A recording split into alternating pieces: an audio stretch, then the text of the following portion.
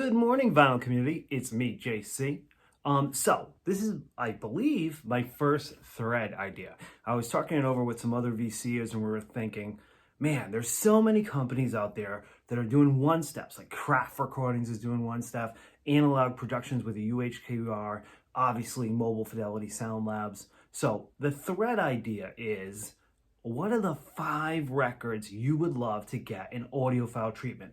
It doesn't matter the company. You can list a company. If you want it to be a straight MOFI, you want it to be 33 RPMs, you want it to be 45 RPMs, you want it to be a one-step, whatever it is, it's up to you. But just show me 5 records that you would love to get the deluxe treatment. And that's kind of what we're going to do today.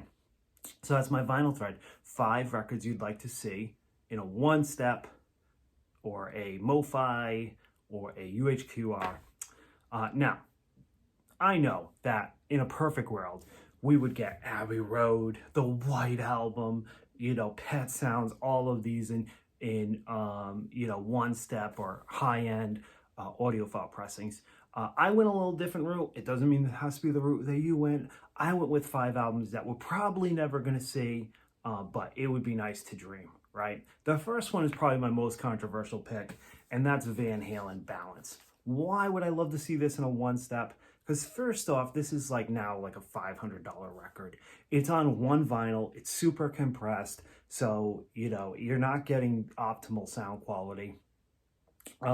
So if we could get where they put it on 2 vinyl and it's 45 RPM, it would be fantastic, and it would be a great way to kickstart the Eddie Van Halen, Sammy Hagar reissues. Let's get all the Van Halen albums back in print, including A Different Kind of Truth. And man, would I love a Van Halen, Mobile Fidelity, Analog Productions, do the whole catalog, right?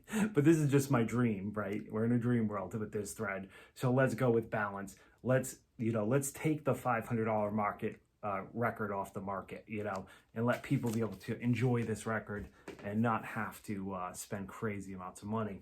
That's my number 5. My number 4 is going to be Pearl Jam Versus. If you guys haven't listened to this album since the 90s, go back and listen. Surprisingly, this not only does it hold up, it sounds current. When you hear songs like Rearview Mirror, Elderly Woman Behind the Counter, there's some fantastic songs on here. Daughter, they're just as relevant as they are today.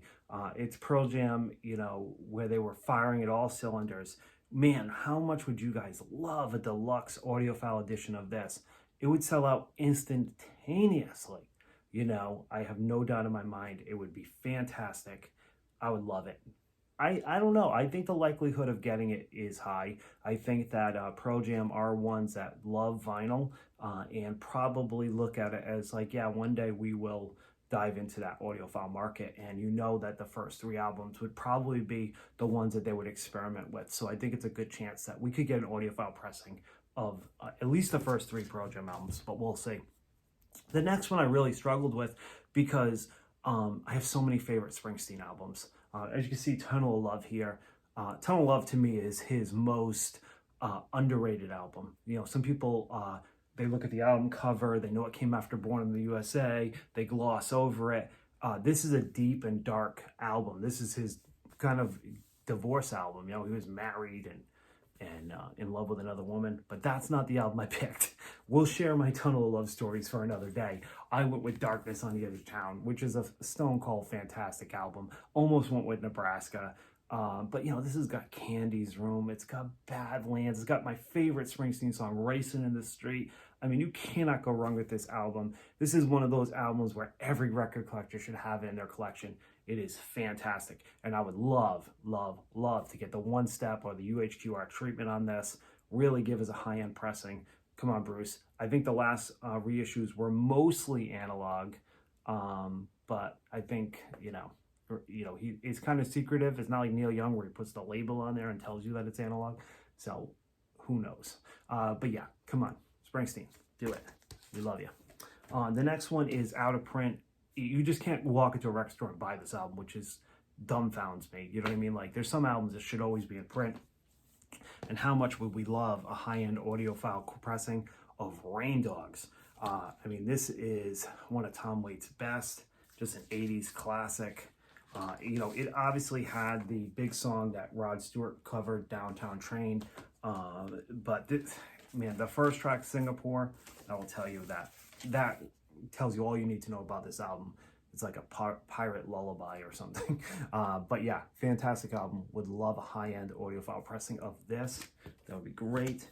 And last one, my number one that I would love to see an audiophile pressing for, Bitches Brew by Miles Davis. At this point, there is a mobile fidelity pressing that goes for a couple $100. You want to spend like $300.